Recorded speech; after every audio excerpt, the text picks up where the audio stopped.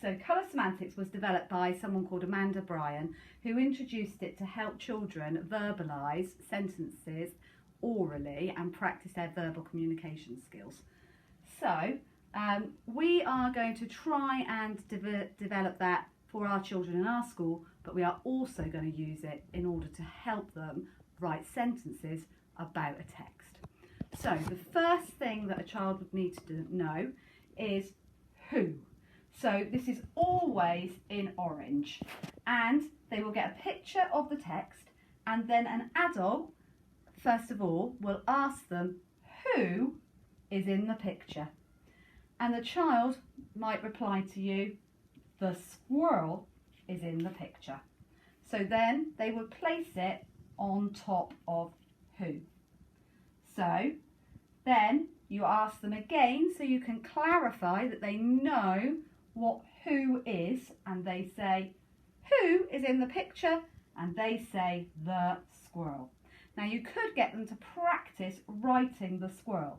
Some children in some of our year groups may only be able to do this, so you could get them to write different characters around the one picture and just build it up from who, and using the word who to ask the question. Once a child is very clear around orange and who, then you would move on to the next stage, which is what doing. So, bear with. Okay, so what doing? So that means it's a verb. So you would use a selection of these. We've probably got too many on this screen in order for you to be able to help your child to sort out what doing. But you look at the picture again and you ask the question, what doing? Or what is the squirrel doing? Because we already know that it's the squirrel that is the who in our sentence.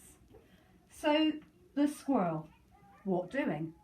So a child can then look at the symbols on this side of the page or in the pile that you've got for them. They may only have one or two to start with, and they can then pick out what the squirrel is doing. So the squirrel is stirring. So the squirrel is stirring. Now, the idea will be that you practice with a child saying the squirrel is stirring. So a child might have a couple of high frequency words that they need to know, which can be joined to make the sentence. So the squirrel is stirring. Then once you have introduced a few more of these verbs, then you will be able to see that a child has understood it, and then you can get them to practice writing that really simple sentence. The squirrel is stirring. They could have a different character, or they could have a different what doing word and add that as their simple sentence. Once they've established that they can do this, then you will move on to what.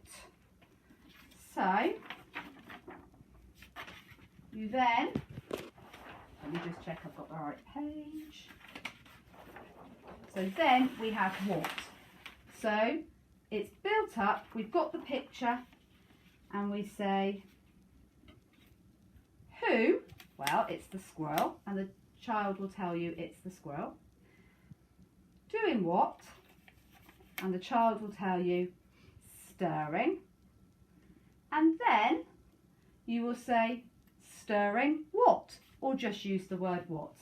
And then the child can select from the pictures that have already been set up from the book what the squirrel is doing. And what it is the squirrel is stirring. So the child will hopefully select soup. And then you've got a sentence which will read, the squirrel is stirring the soup. And then you can also then add lots of different things for the various pictures that you've got in your text.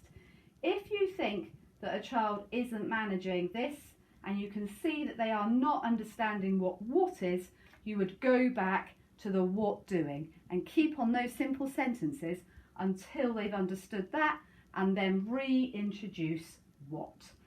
So we're going to leave it there for this session, because then once they've established being able to write a simple sentence using who, what doing and what, we will move on to where.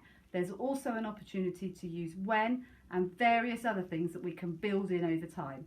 But at this moment, we want these children to do who, what doing and what.